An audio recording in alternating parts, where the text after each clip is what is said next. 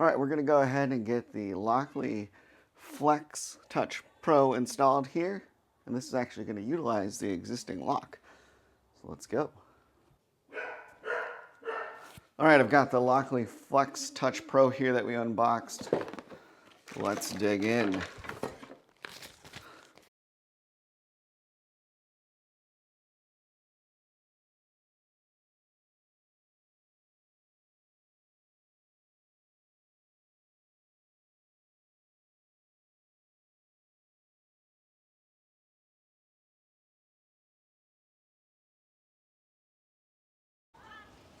All right, so we got the new lock installed here.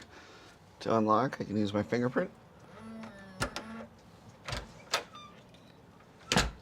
We can use the existing key. Otherwise, we can just pull out the app here. So it's got it locked now. So I've got my Lockly app pulled up, locked. There we go, unlocked. Now, if the battery were to die, we could use a 9-volt right there. But yeah, that's the Lockly Flex Touch Pro.